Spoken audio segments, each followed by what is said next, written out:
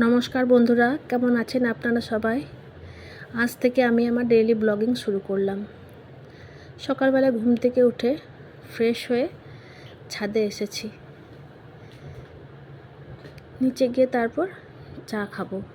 ছাদে একটু যাই, গাছগুলো একটু জল দিয়ে দিই। বিকেলে আর দেওয়া হয় না, সকালবেলাতে একবার দিই। এখন প্রচুর ফুল ফুটছে, প্রচুর বেলি ফুল ফুটছে। তাও তো জবা, অপরাজিতা এগুলো আজকে ফোটেনি। প্রচুর বেলি ফুল ফুটেছে, একটু সতেজ হবে।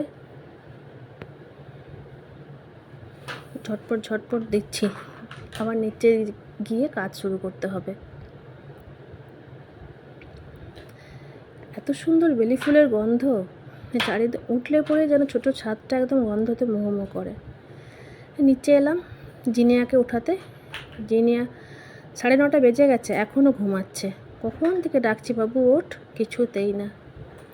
এই যে উঠে এসেছেন মহারানী, এখন বসে বসে ঠাম্মার আদর খাচ্ছে। ফোনে কি দেখছে কি জানি দুজনাতে। কখন থেকে বলছি চল, 10টা বাজতে গেল, টয়লেট করে নে, ব্রাশ করে নে, কথাই শোনে না। এখন স্কুল ছুটি তো, যা পারছে বদমাশি করে নিক। আবার কি নেক্সট উইক থেকে স্কুল স্টার্ট। ছুটিতে একদম পড়াশোনা করেনি বাড়িতে, স্কুল থাকলেই ভালো। দেখুন প্রায় 10টা বাজতে যায়। এই যে ফাইনালি ফ্রেশ হয়ে চা বিস্কুট খেতে বসেছে। তাহলে একটু চা বিস্কুট খা, তারপরে 10:30 বাজলে একটু ম্যাগি করে দেবো। ব্রেকফাস্ট আজকে ম্যাগি হয়ে যাবে। কিছুতেই নিজে নিজে খেতে চায় না। ইতিমধ্যে আমার মা চলে এসেছে। এই যে দু মা বসে গল্প করছে। ঝিনিয়া একবার শুনছে ঠাম্মা কি বলছে, আর একবার শুনছে দিদা কি বলছে। খেলনাগুলো কি করে রেখেছেন দেখুন, একদম চারিদিকে ছড়িয়ে ছিটিয়ে রেখেছে। বলি খেলা হবে, গুছিয়ে রাখবি। এই যে এখন পিয়ানো বের করছে। তাও ঠিক আছে, ফোন না দেখলে পরে খেলনা নিয়ে খেলুক। আমি বলেছি খেলবি, আমি গুছিয়ে দেব। এই যে মাটিতে বসবেন না, কোলে এসে বসেছে। খাবারটা খাইয়ে নি। এখন সারাদিন জ্বালাতন করে, কিছু না কিছু ছুতনো করে কাঁদতে থাকে।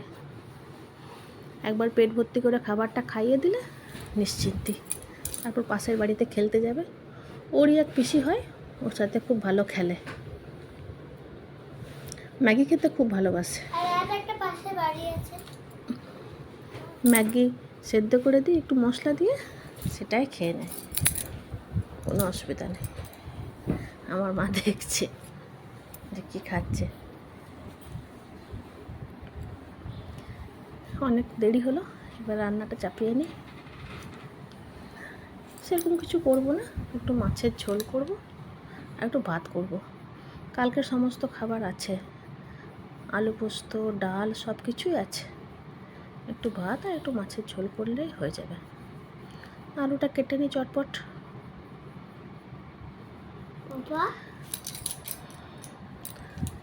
আমি বটিতে কাটতেই অভ্যস্ত, বটি দিয়ে কাটতে। ছুরিতে খুব একটা চোকাগুলো ছুলতে পারি না।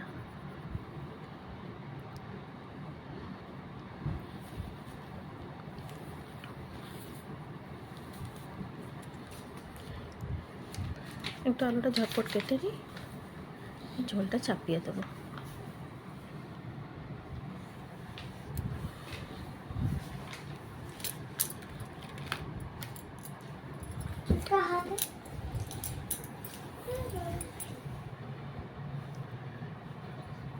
গুছিয়ে গুছিয়ে রাখছি, এতগুলো আলু দেবো না তা বলে। এই যে কড়াইয়ে তেল বসিয়ে তেল গরম করতে দিয়ে মাছগুলো ছেড়ে দিয়েছি। মাছগুলো ভাজা হোক। ইতিমধ্যে একটা মশলা রেডি করে নিয়েছি আমি। একটু আদা, কাঁচা লঙ্কা, টমেটো বেটে নিয়েছি।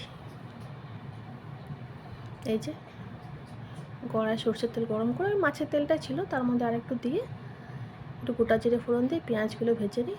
পেঁয়াজটা বেশ ভালো করে ভাজা হলে তার মধ্যে আলুগুলো দিয়ে আলুগুলো ভেজে নেব।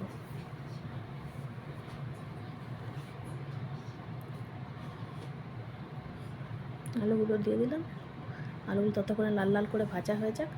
পাশে ছোট্ট হাঁড়িতে ভাত বসিয়েছি।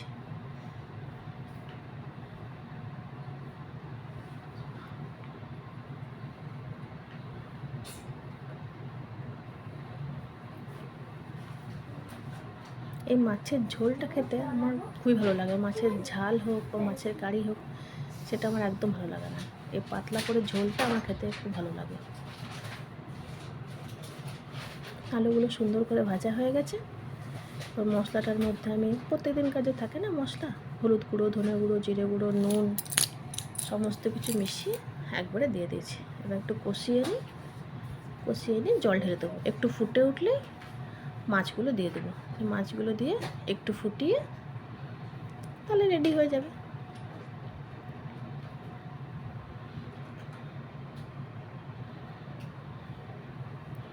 একটু ভালো করে মশলাটা কষিয়ে যাতে কাঁচা গন্ধ না ওঠে। এই যে মাছের ঝোলটাও তৈরি হয়ে গেছে।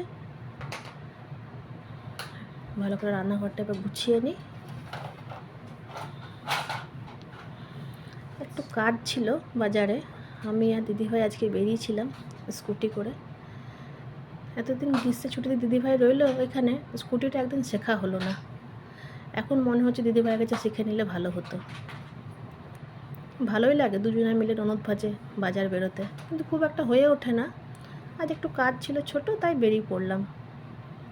এই যে বাড়ি চলে এসেছি, এসে প্রচণ্ড খিদে পেয়েছিল, খাবার খেয়ে নিয়েছি, রান্নাঘরটা পরিষ্কারও করে নিয়েছি।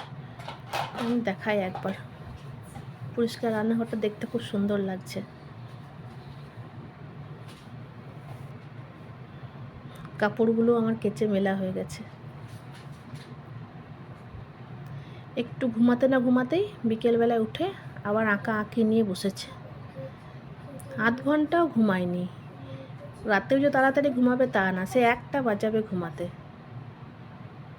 এখন স্কুল ছুটি তো রুটিনটা একদম পুরো চেঞ্জ হয়ে গেছে। স্কুল খুললে আবার টায়ার্ড থাকবে, আবার তাড়াতাড়ি ঘুমিয়ে যাবে, পড়াশোনা করবে। এখন পড়াশোনার চাপটাও একটু কম। যাই নিচে যাই, বাবা বলছে একটু চা বসাতে। 2 কাপ লিকার চা বসালাম, জিনিয়ার বাবার আর আমার। এই যে চাটা ফুটছে। বিকেলে আমরা একটু লিকার চাই খাই। লিকার চা, দুধ চা খেলে না বিকেলে পেটটা প্রচণ্ড ভার ভার লাগে।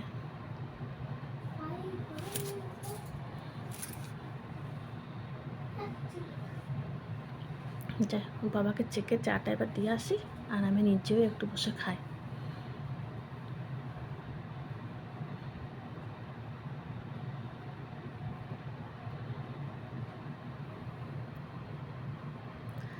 আজকে রাত্রেবেলায় একটু রেস্টুরেন্ট গেছিলাম, শখের হাঁড়ি।